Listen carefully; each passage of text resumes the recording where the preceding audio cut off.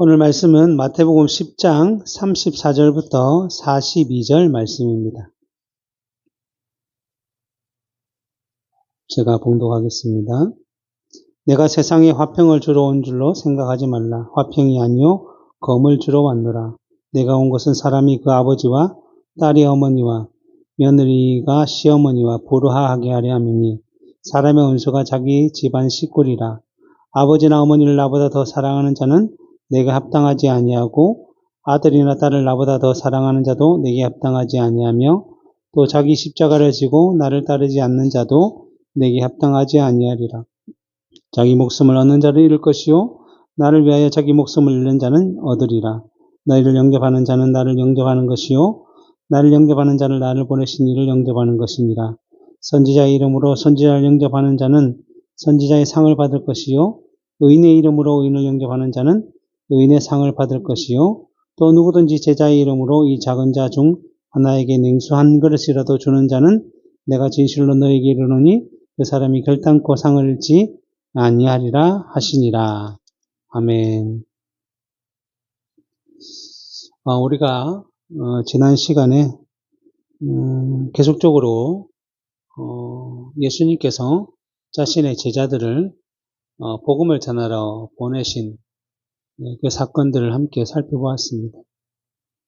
그 복음을 전하러 보내신 일이 얼마나 힘들고 어려운 일인지 마치 양을 이리 가운데로 보내는 것과 같다라고 예수님께서 말씀하셨습니다. 당연히 양은 일에게 가면 잡혀서 죽게 되는 것이 너무나 당연한 일인데 그와 같이 복음을 전하는 것이 또 더 나아가서 복음, 믿음으로 살아가는 것이 이 세상에서 얼마나 힘든 일이라는 사실을 우리에게 가르쳐 주시는 것입니다. 그렇다고 해서 우리가 언제나 세상에서 양처럼 이리에게 완전히 잡혀먹는 그런 삶을 사는 것이 아니라 그러한 가운데서도 너희들이 살아가야 할 바는 뱀같이 지혜롭고 비둘기같이 순결함으로 정말 주의 지혜를 따라 정말 거룩함으로 이 땅 가운데 구별된 삶을 살고자 해야 하며 그럴 때에 성령께서 우리의 마음을 주장하셔서 그 모든 일 가운데서도 우리를 지켜주시고 때로는 그 일들을 통해서 우리의 신앙이 자라나게 하시며 그로 말미암아 우리의 눈이 우리의 마음이 우리의 생각이 이 땅이 아닌 하늘나라를 바라보게 하신다라고 말씀하셨습니다. 그리고 예수님께서는 비록 승천하셔서 하늘을 보자 우편에 앉아 계시지만 성령을 통해서는 언제나 우리와 함께 하셔서 우리가 이 세상이 끝날까지 하나님 믿는 모든 자들과 함께 하실 것을 보여주셨습니다.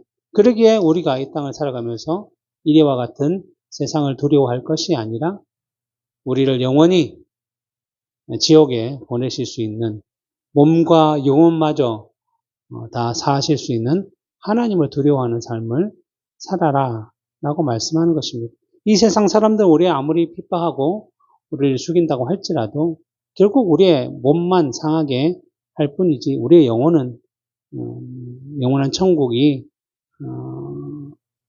주어져 있기 때문에 더 이상 두려워하지 않냐고 오히려 우리의 몸도 우리의 영혼도 함께 멸하실 수 있는 하나님을 생각하며 기억하며 살아갈 때에 너희가 더욱더 믿음의 삶, 복음의 삶들을 살아갈 수 있다라고 말씀하고 있는 것입니다. 그러면서 오늘 본문에 보시면 내가 세상에 화평을 주러 온 줄로 생각하지 말라. 화평이 아니요 검을 주러 왔다라고 말씀을 하고 있습니다. 우리가 알고 있듯이 예수님은 평화의 왕이시죠. 그래서 구약에 이런 것들이 잘 예언되어 있는데 특별히 이사야 9장 6절에 보면 이는 한 아기가 우리에게 낳고 한 아들을 우리에게 주신 바 되었는데 그의 어깨에는 정사를 메었고 그의 이름은 기묘자라 모사라 전능하신 하나님이라 영존하시는 아버지라 평강의 왕이라 할 것입니다 라고 말씀하셨습니다. 예수님께서 이 땅에 오신 이유는 죄인들을 불러서 하나님과 화평을 이루도록 하기 위해서 오신 것이죠. 그래서 예수님은 우리가 중보자라고 표현을 하고 있습니다. 예수님이 중보자이신 이유는 하나님과 첫 번째 아담인 사람, 그 아담, 인류의 대표인 아담과 맺은 언약을 아담이 깨트려서 하나님과 관계가 단절이 되었고, 그 죄로 말미암아서 의로우신 하나님과 이제 함께 할 수 없는 상태가 되어서 이제 사람에게 주어진 것은 심판, 죄로 말미암은 심판과 저주와 형벌밖에 없었는데, 이러한 가운데 하나님께서 자기 백성된 자들을 구원하시기 위해서 성자 하나님이신 예수님께서 이 땅에 오셔서 사람의 몸을 입으신 거죠. 그래서 사람의 몸을 입으셔서 이 예수님은 하나님 편에서는 성자 하나님으로서의 모습, 그리고 사람의 대표로서 자기 백성의 대단한 대표로서 인성을 지시고, 중간에서 하나님과 사람 사이에 화평을 누리셔서 스스로 화목제물이 되셔서 하나님의 공의를 만족시키셨고, 그로 말미암아 사람이 하나님과 이제 하나가 되고 동행하고 이제 스스로 하나님을 찾을 수 있고 하나님을 만날 수 있고 하나님을 예배하며 하나님으로부터 은혜를 받을 수 있는 그 길이 생긴 거죠. 이것은 단순히 우리가 예수 그리스도로 말미암아 의로워졌다, 깨끗해졌다라는 의미가 아니라 우리가 예수 그리스도 안에 있을 때 하나님은 우리를 의롭다고 여기시고 깨끗하다고 하시고 말씀해 주시는 것입니다. 그러니까 예수 그리스도 없이는 우리는 하나님께 나아갈 수 없는 존재라는 것이죠. 그래서 예수님은 내가 곧 길이요 진리요 생명이니 나로 말미암지 않고는 아버지께로 올 자가 없다라고 분명하게 말씀하여 주셨기 때문에 우리가 예수 그리스도를 통해서 하나님을 더 바르게 할 수 있고 하나님의 뜻을 더 바르게 분별할 수 있고 진실된 하나님의 모습들을 볼 수 있다라는 것입니다. 그러기에 우리가 알고 있던 지금 이스라엘의 유대인들, 그들도 하나님을 알고 있다라고 하지만 그들은 참된 하나님을 볼 수가 없죠. 왜냐하면 그들은 예수 그리스도를 인정하지 않았기 때문에 아직도 그들의 메시아를 기다리고 있는 입장이고, 그렇다고 한다면 예수님의 말씀처럼 그들은 예수님을 통해서 하나님을 보지 않는 것이기 때문에 오해와 착각과 잘못된 하나님을 바라보게 되고 그들에게는 구원이 없다라고 말할 수 있습니다. 이처럼 예수 그리스도께서는 자기 백성들과 하나님과의 사이에서 막힌 담을 허시고 화평을 이루러 오신 것이라고 분명하게 하셨는데, 그래서 에베소서 2장 14절부터 16절에서 이렇게 표현하고 있습니다. 그는 우리의 화평이신지라 둘로 하나를 만드사 원수된 것 곧 중간에 막힌 담을 자기 육체로 하시고 법조문으로 된 계명의 율법을 폐하셨으니 이는 둘로 자기 안에서 한 세 사람을 지어 화평하게 하시고 또 십자가로 이 둘을 한 몸으로 하나님과 화목하게 하려 하심이라 라고 분명하게 본인은 화평을 이루기 위해서 오셨다라는 사실을 말씀해 주시고, 예수님께서 오신 목적이 바로 이것입니다. 그런데 이 세상에 있는 모든 사람들이 예수 그리스도를 말미암아 다 하나님과 화평을 이루는 것은 아니라는 것이죠. 실제로 우리가 알고 있듯이 지금 우리는 예배를 드리고 이 땅에 있는 많은 교회가 이 시간에 함께 예배를 드리지만, 그렇다고 해서 이 세상 사람들이 전부 하나님을 찾고 예수 그리스도를 말미암아 하나님께 나아가는 것은 아니라고 할 수 있죠. 그래서 적은 숫자, 정말 몇 10%, 20% 이 땅에 그 사람들만 이렇게 하나님을 예배하는 자리에 머물러 있는 것입니다. 그러기에 예수님의 오심은 자기 백성들에게는 기쁜 소식, 복된 소식, 그래서 복음이라고 불리지만 하나님을 믿지 않는 자들에게는 결코 복된 소식이 아니고 오히려 자신이 죄인임을 드러내는 어떻게 보면 심판의 소식을 전하러 오신 것이라고 할 수 있습니다. 그래서 그 복음을 통해서 하나님의 백성들은 하나님을 찾는 놀라운 일이 발견되어지고, 하나님을 믿지 않는 자들은 하나님을 더 멀리하고 하나님과 단절되었음을 증거하는 그러한 소식이 될 것입니다. 그래서 베드로전서 2장 7절부터 8절에 보면 그러므로 믿는 너희에게는 보배이나 믿지 않는 자에게는 건축자들이 버린 그 돌이 모퉁이의 머릿돌이 되고 또한 부딪히는 돌과 걸려 넘어지게 하는 바위가 되었다 하였느니라. 그들이 말씀을 순종하지 아니함으로 넘어지나니 이는 그들을 이렇게 정하신 것이다. 하나님을 믿지 않는 자들은 예수 그리스도가 그들의 걸림돌이 될 수밖에 없죠. 그래서 버릴 수밖에 없는 돌과 같은 존재로 여길 수밖에 없다라는 것이고, 그러니까 그들은 결코 말씀을 순종할 수 없다라는 것입니다. 그리고 더 나아가 근원적으로 보면 그들은 그렇게 정해졌기 때문에 그러한 일들이 생긴다라는 것입니다. 그러기에 아무리 화평을 주러 예수님께서 오시기는 하셨지만 이런 화평은 하나님의 택한 백성들에게만 주어지는 것이지 하나님의 백성이 아닌 유기자들에게는 자신들의 죄만 더 발견되는 일이 발생한다는 것입니다. 그래서 그러한 이유로 말미암아 예수 그리스도께서 이 땅에 오셨는데 어떠한 일까지 벌어지는가 하면 오늘 35절 36절 내가 온 것은 사람이 그 아버지와 딸이 어머니와 며느리가 시어머니와 불화하게 하려 함이니 사람의 원수가 자기 집안의 식구리라 라고 말씀하고 있는 것이죠. 지난 시간에도 21절에서 장차 형제가 형제를, 아버지가 자식을 죽는 데에 내어주며 자식들이 부모를 대적하여 죽게 하리라 라고 말씀을 드렸듯이 이 복음은 택자와 유기자를 분명하게 갈라놓아서 세상 사람들의 표현에 아무리 피가 물보다 진하다고 말하지만 그러한 관계조차도 넘어서 이 복음으로 말미암아 원수가 되게 하는 불화하는 관계, 즉 서로 대적하고 죽게 하는 관계를 만든다라고 말씀하고 있습니다. 그래서 이러한 예수님의 복음을 통해서 택자는 하나님의 은혜의 영광을 나타내는 역할들을 하게 되고 유기자들은 하나님의 공의의 영광을 나타내는 역할들을 하기 때문에 결코 둘은 하나가 될 수 없고 불화하는 관계가 될 수밖에 없다는 거죠.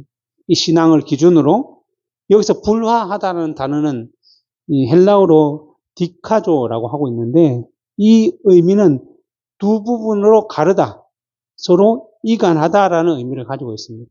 결국 복음이 들어오면 반드시 둘로 갈라지게 되어 있습니다. 믿는 자와 믿지 않는 자. 근데 믿는 자와 믿지 않는 자는 결코 같이 하나가 될 수 없다라고 말씀하는 거죠. 그래서 고린도후서 6장 14절 16절에 보면 너희는 믿지 않는 자와 멍에를 함께 매지 말라.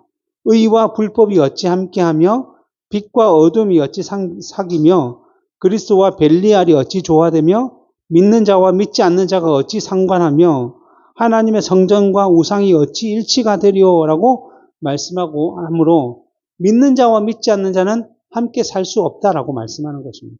이것은 이 세상에서 믿는 자는 이쪽에 살고 믿지 않는 자는 저쪽에 살아야 한다고 말씀하는 것이 아니라 이 관계가 어떠냐면 가족이 될 수 없다라는 거 말씀하는 거예요. 이 말은 무슨 말이냐면 믿는 자와 믿지 않는 자는 결혼을 할 수 없다라고 말씀하는 것입니다. 왜 그럴까요? 그 이유는 사람은 늘 같은 목적을 가지고 부부가 하나가 되어서 살아가는 것이 하나님께서 주신 창조의 질서인데 이 사람은 늘 세상을 바라보고 살아가고 저 사람은 하나님을 바라보고 살아가니까 서로 다른 원리를 가지고 살아가다 보니까 처음에 사랑해서 다른 것을 다 잊어보고 그 사랑 안에서 하나가 되어 살아갈 수 있겠지만 점점 시간이 흐르면 흐를수록 서로의 생각이 다르고 서로의 판단하는 내용들이 다르고 서로의 판단하는 근거가 달라지기 때문에 결국은 싸움이 일어날 수밖에 없고 그러다 보면 결국은 다른 길을 갈 수밖에 없다라고 말씀하는 것입니다. 그래서 웨스트민스터 신앙고백서 24장 결혼에 관하여라는 부분을 보면 3항에 이렇게 되어 있습니다. 판단력을 가지고 동의할 수 있는 사람이라면 누구든지 결혼하는 것이 합법적이다. 그러니까 성이 되면 스스로 판단할 수 있으니까 결혼하는 것이 합법적인데 그러나 그리스도인들의 의무는 우리들에게 주어진 의무는 오직 주 안에서 결혼하는 것이다.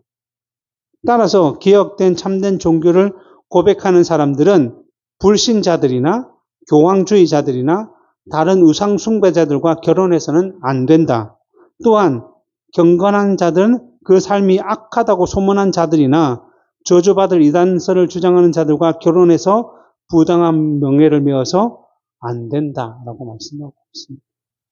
이처럼 부부가 한 몸을 이루도록 하기 위한 것이 결혼의 창조의 질서인데 그래서 세상의 방식을 따라 서로 아무리 좋아하고 사랑해서 결혼한다고 할지라도 복음을 받아들이지 않는 일로 서로 다른 입장에 놓이게 되면 반드시 서로 이견이 생기고 두 부분으로 갈라지기 때문에 믿는 자와 믿지 않는 자는 멍에를 같이 맬 수 없듯이 그 시작을 같이 해서는 안 된다는 것입니다.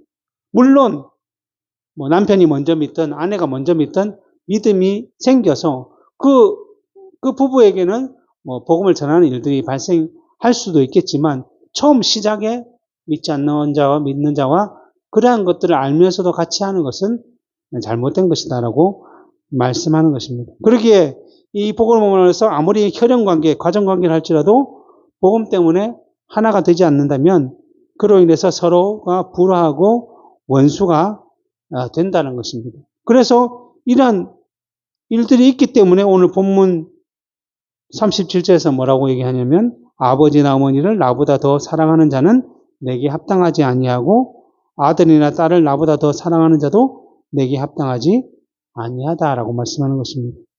동일한 내용을 전하고 있는 누가복음 14장의 26절에 보면 더 강력하게 말씀하고 있는데 무릇 내게 오는 자가 자기 부모와 처자와 형제와 자매와 더욱 자기 목숨까지 미워하지 아니하면 능히 내 자녀 미워할 정도가 되어야 된다는 거예요. 하나님보다 주님보다 더 사랑하는 것이 합당하지 않는다라고 마태복음이 말씀하고 있는데 누가복음은 그것들을 미워하지 아니하면 내게 오는 것이 합당하지 않다라고 말씀하는 것입니다. 이 말씀은 그냥 믿는 사람이라 한다면 그 가족이 부모든 형제든 자매든 상관없이 믿지 않는다면 다 버리고 떠나라라고 말씀하는 것은 아니라고 할 수 있습니다. 그래서 실제로 10계명 중에 사랑과 관련된 계명의 첫 번째가 5계명인데 5명이 뭐라고 되어 있습니까? 내 부모를 공경하라라고 분명하게 말씀이 되어 있죠. 이 부모는 믿는 부모만 얘기하는 것이 아니라 믿지 않는 부모조차로도 하나님이 주신 창조의 질서 가운데서 공경해야 한다. 그리고 그 부모라고 말씀하지만 이것이 상징하는 바가 뭐냐면 친족 어른들, 그리고 선생님들, 이 세상에서 자기보다 더 먼저 태어난 사람들, 그리고 동료들, 하물며 심지어 자기의 자녀들조차도 다 공경하고 존중하고 이러한 삶들을 살아가야 한다라고 말씀하는 것입니다. 그래서 또 예수님께서 이 십계명을 두 부분을 요약할 때 뭐라고 요약했습니까? 하나님을 사랑하고 이웃을 내 몸같이 사랑해야 한다. 이 이웃도 역시 믿는 이웃만 말하는 것이 아니라 우리가 살고 있는 모든 이웃에 대해서 말씀하고 있는 것이죠. 사도 바울도 골로새서 3장 23절에서 무슨 일을 하든지 모든 마음을 다하여 죽게 하듯 하고 사람에게 하지 말라. 사람들에게 하는 것이라도 죽게 하듯이 우리는 해야 한다라고 분명하게 말씀하고 있습니다. 그러나 이렇게 해야 하는 것이 우리 믿는 자들의 자세와 태도와 마음이라고 할 수 있지만 오늘 본문에서 말씀하시는 것은 이러한 것들을 버리라. 믿지 않는 자들에 대해서는 좀 다르게 생각하라고 말씀하시는 것이 아니라 비록 우리가 하나님의 뜻을 따라 이 땅에서 태어나서 또 가족을 이루고 또 사회 관계들을 이루며 살아가야 하지만 그 가운데서 그 관계에 너무 빠져서 하나님을 잊어버리는 삶을 살아가는 여지를 주어서는 안 된다는 것이죠. 우리가 이 땅을 살아가는 목적이 무엇입니까? 하나님의 영광을 위해서 영원토록 하나님을 즐거워하고 하나님을 영화롭게 하는 삶을 살아가기 위해서 우리를 이 땅에 보내어 주셨는데 우리가 그냥 이 땅에 빠져서 내가 사랑하는 사람들, 내가 좋아하는 사람들, 내가 좋아하는 것, 내가 바라는 것을 하며 누리가 하나님을 잊어버린다면 그 하나님을 후순위로 두고 생각한다면 우리의 삶은 바르지 못한 것이다라고 말씀하는 것입니다. 그래서 매튜 프리라는 목사는 이 말씀에 대해서 이 말씀을 통해서 그리스도께서는 혈육의 정을 끊으라고 명령하시거나 그것을 장려하시는 것이 아니라 단지 혈육의 정을 원래 있어야 할 자리, 그러니까 하나님께서 세우신 창조의 질서 자리로 되돌리셔서 그것보다 더 우선적으로 먼저 사랑하고 충성해야 할 분이 하나님이시라는 것을 보여주는 것일 뿐이며 우리는 육신의 부모나 형제나 자녀에 대한 도리를 저버리는 한이 있다 할지라도 하늘에 계신 우리 아버지에 대한 본분을 먼저 행하는 그러한 삶을 살아야 한다는 것입니다. 그러니까 부모와 자녀와 이 세상의 관계에 대해서 저버리라는 것이 아니라 그것보다 하나님을 더 사랑해야 한다라는 말씀인 것이죠. 그러니까 그런 하나님을 사랑하게 되면 자연히 우리는 우리의 이웃, 우리의 친족, 우리의 가족을 사랑하는 삶을 살게 된다는 것이죠. 우선순위의 문제를 우리가 분명히 먼저 해야 한다는 사실을 가르쳐 주고 있습니다. 그리고 이제 이웃뿐만 아니라 우리의 친족, 어쨌든 부모든 형제든 자매든 친족이든 이웃이든 남이잖아요. 근데 그것을 넘어서서 38절에 보면 또 자기 십자가를 지고 나를 따르지 않는 자도 내게 합당하지 않냐. 자기조차도 사랑해서는 안 된다. 하나님보다 더 사랑해서는 안 된다는 거죠. 남이니까 하나님 먼저 사랑하고 남을 사랑할 수 있는데 그 가운데 나도 내 자신을 사랑하는데 하나님보다 더 앞서서는 안 된다라는 것입니다. 여기서 십자가를 져야 한다라고 말씀하고 있는데 예수님께서 그 다른 말씀을 통해서 누구든지 나를 따라오려거든 자기를 부인하고 자기 십자가를 져야 한다. 지고 나를 따를 것이다라고 말씀하셨듯이 그리스도를 닮아가는 그리스도인이라고 한다면 당연히 예수님께서 지신 십자가 정도는 아니지만 자기에게 주어진 자기 십자가는 지고 살아가야 한다는 마음을 먹어야 한다는 것입니다. 여기서 십자가는 무엇을 의미합니까? 우리가 그리스도를 따라 살아가는 가운데 발생하는 여러 가지 어려움들, 고난들, 환난들, 시험과 같은 내용들이라고 할 수 있는 거죠. 그 십자가를 우리는 짊어져야 됩니다. 모두 다 같은 십자가일 수는 없지만 어떤 사람은 좀 큰 십자가일 수도 있고 그분은 믿음의 수준이 높은 만큼 그래서 스데반이나 로마 박해 때 순교한 자들은 그런 십자가를 자기가 지고 믿음으로 그것들을 감당했기 때문에 순교함으로 그 복음을 증거했던 것처럼 우리는 또 우리에게 주어진 십자가가 있다는 것이죠.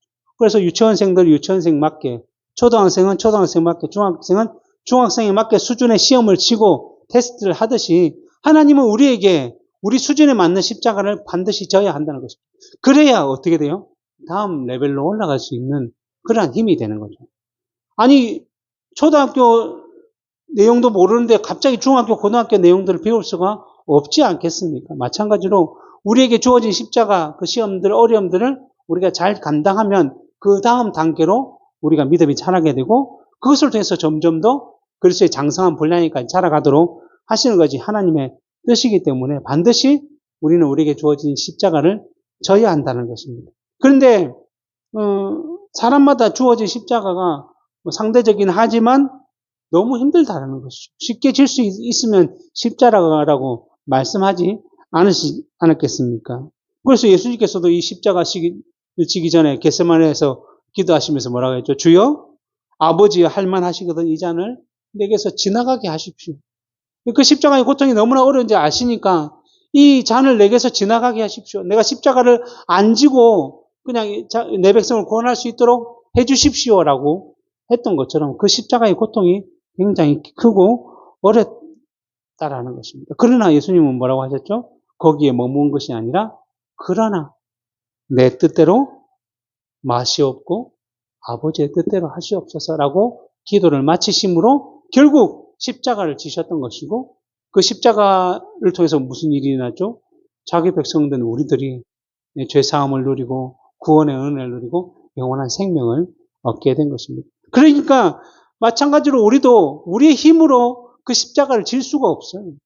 우리 힘으로 하나님께서 그래 자 하나 한번 보자라고 하시면서 우리에게 십자가를 주신 것이 아니라 내 십자가를 내가 받아들이면서 내가 어떠한 결정들을 하는가. 이 십자가 너무 힘듭니다. 어렵습니다라고 하면서 사도 바울이 얘기했듯이 대만은 세상을 사랑하여서 나를 버리고 떠났다는 것처럼 떠난 사람들은 그들의 믿음이 가짜였다는 사실을 분명히 증거할 것이지만 우리 믿음의 사람들은 그것을 받아들이면 어떻게 합니까?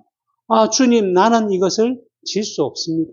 내 힘으로는 할 수 없습니다. 그러니까 기도가 필요한 거예요. 그래서 모든 것을 하나님께 맡깁니다. 그럴 때에 하나님께서 우리에게 믿음을 주시고 은혜를 주셔서 그 십자가를 지고 일어날 수 있는 능력을 주신다는 거죠.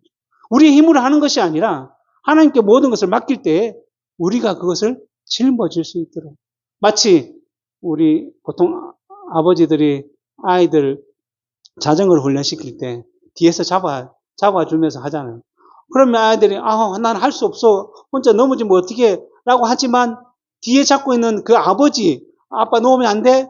라고 하면서 타다가 결국에는 어떻게 되죠?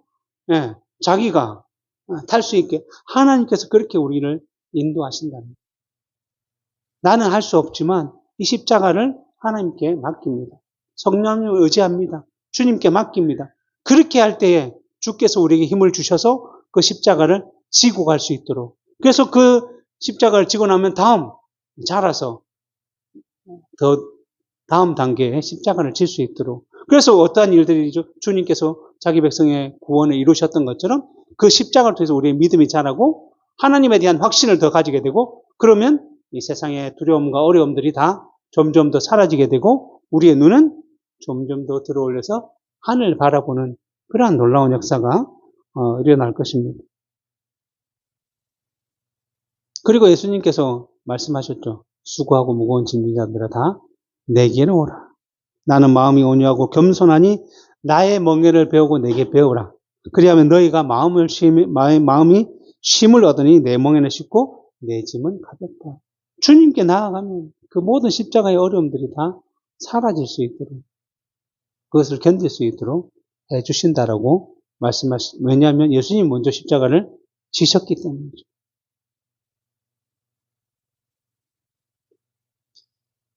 믿음은 바라는 것들의 실상이고 보이지 않는 것들의 증거라고 할 수 있습니다. 그러기에 하나님을 알지 못하는 자들은 어려움과 고통과 두려움이 오면 무조건 뭐 하죠? 세상의 방법을 찾죠. 그래서 이것을 잘 해결해 주실 사람을 찾아다니고 방법을 찾아다니고 하지만 우리는 믿음의 눈으로 그것을 바라볼 때에 그 모든 것들을 다 주님께 맡길 수 있게 된 것이고, 그로 말미암아서 우리는 그것들을 잘 견디며 인내할 수 있다는 것입니다. 정말 신앙을 위해서 부모와 또 싸워야 하고, 자녀들과 싸워야 하고, 또 그로 인해서 여러 가지 핍박과 박해가 일어난다면 정말 난감할 것입니다. 참을 수 없는 문제가 발생한다면 정말 견디기 힘든 상황일 수도 있습니다.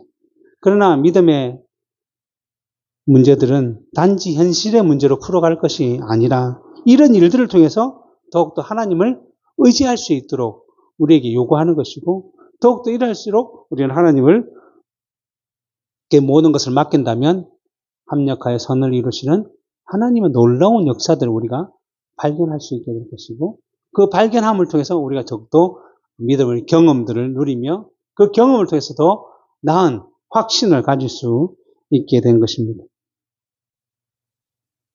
실제로 우리가 창세기를 통해서 살펴봤듯이 요셉과 같은 삶들을 우리가 살아간다면 얼마나 힘들겠습니까?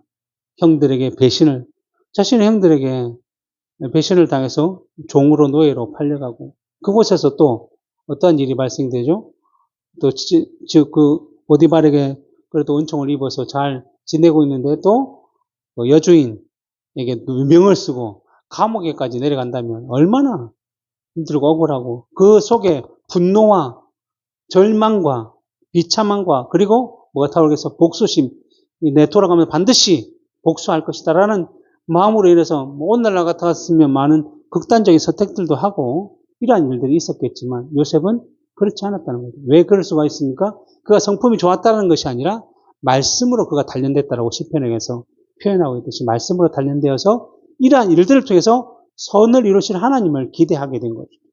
그래서 요셉이 만약에 그래서 나중에 30에 총리가 되어서 모든 것을 할 수 있는 능력을 가졌지 않습니까? 그러면 당장 우리 같았으면 보디발 집에 뛰어가가지고 네, 데려와. 너 왜 나한테 누명 씌웠어? 우리 오빠를 집어넣고 그러면서 남편도 막 목이 날아가고 이렇게 했을 것이고, 또 자기 형들 만났을 때 감옥에 너희들도 한번 종으로 한번 살아봐라 이렇게 했을 것인데 요셉은 그렇지 않았다는 거죠.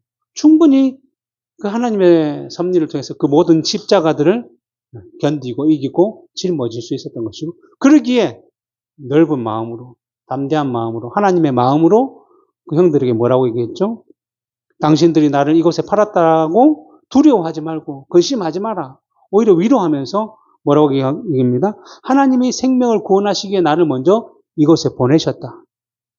이 땅에 2년 동안 흉년이 들었으나 앞으로 5년 또 흉년이 들어서 먹을 수 없는 상황이 될 것이기 때문에 하나님의 큰 구원으로 당신과 아버지의 가족을 구원하기 위해 나를 먼저 이곳에 보냈다.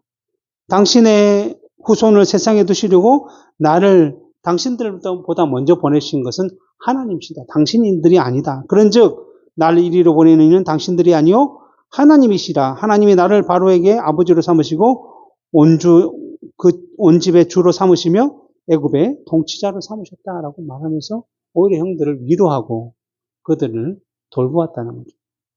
우리가 우리에게 주어진 십자가를 말씀을 통해서 하나님을 기억하며 의지하며 이겨낸다면, 그걸 짊어진다면 이와 같은 놀라운 은혜를 베풀 수 있는 자리로 서게 된다는 것입니다. 이것이 하나님의 백성들이 가져야 할 자세, 태도, 방식이라고 하는 것입니다. 그리고 이러한 마음과 자세가 더 견고해진다면 어떤 일까지 할 수 있죠? 39절에 자기 목숨을 얻는 자는 잃을 것이요 나를 위하여 자기 목숨을 잃는 자는 얻으리라 하신 말씀처럼 우리의 목숨까지도 주를 위해서 내어놓을 수 있는, 그래서 앞에서 말씀드린 대로 순교할 수 있는 자들이 이러한 일을 가지고 순교할 수 있죠. 그러나 세상 사람들은 자기 목숨이 전부니까 결코 이것은 할 수 없는 일이라고 할 수 있습니다. 그러나 우리는 이 땅을만을 바라보며 살아가는 자들이 아니죠. 이 땅은 뭐 많이 살아야 요즘은 100세 시대에서 100년까지 살 수 있겠지만 100년이면 끝이잖아요. 근데 영원히 우리가 살아가야 할 천국은 영원한 삶들을 누리는 것인데 이 100년을 지켜서 영원히 지옥불에서 살 것인가? 아니면 이 100년 동안 그래도 하나님이 주시는 말씀대로 살아가면 기쁨과 즐거움과 또 어려움을 당할 수 있겠지만 그러한 일들 통해서 영원한 기쁨을 누리며 살 것인가? 이것을 믿음을 가진 자들은 반드시 바른 결정을 하며 살아가게 된다라고 말씀하고 있는 것입니다. 그리고 오늘 본문 40절부터 42절에 너희를 영접하는 자는 나를 영접하는 것이요 나를 영접하는 자는 나를 보내신 이를 영접하는 것이라. 선지자의 이름으로 선지자를 영접하는 자는 선지자의 상을 받을 것이요 의인의 이름으로 의인을 영접하는 자는 의인의 상을 받을 것이요 또 누구든지 제자의 이름으로 이 작은 자 중 하나에게 냉수 한 그릇이라도 주는 자는 내가 진실로 너에게 이르노니 그 사람이 결단코 상을 잃지 아니하리라 하시니라. 이 내용 어떻게 보면 너희가 복음을 전하면 굉장히 힘들고 어렵다. 양이 이리 와 가는 것과 같고, 너희 가족들이 힘들게 하고, 종교 지도자들이 힘들게 하고, 세상이 힘들게 할 것이다라고 얘기하셨는데, 어떻게 보면 이것은, 그와는 다르게 말씀하신 것이죠. 그래서 그들에게 힘을 주시는 거죠. 제자들에게. 너희는 마치 뭐와 같냐면, 내가 보낸 사절단과 같다. 내가 보낸 대사와 같다. 그래서 너희들은 나와 함께 복음을 전하는 것이다. 그래서 너의 복음을 받아들이는 자들은 이렇게 놀라운 은혜를 받을 것이다. 너희로 말미암아 너희가 복음의 수단과 복음의 통로가 되어서 나아간다면 너희를 받아들이는 자들에게 놀라운 은혜가 임할 것이다. 그러니까 너희는 두려워하지 말고 복음을 전하라. 그래서 만약에 그들이 너희를 대접하고 너에게 냉수 한 그릇이라고 주고 복음을 기쁘게 받아들인다면 그들은 영원한 상을 받을 것이고 그것을 너희들이 발견하게 된다면 너희가 누릴 것들을 그들도 누릴 수 있으니 얼마나 기쁘겠느냐. 그러니까 기뻐함으로 복음을 증거하고 복음의 삶을 살아가고 믿음의 삶을 살아가고 너의 삶이 곧 나를 증거하는 삶이니 그러한 삶을 통해서 주의 뜻이 흘러가는 놀라운 역사들을 보게 될 것이다라고 말씀해 주시는 것입니다. 말씀을 맺도록 하겠습니다. 예수 그리스도를 닮아가는 삶이라는 것은 결코 쉬운 것은 아니라고 할 수 있습니다.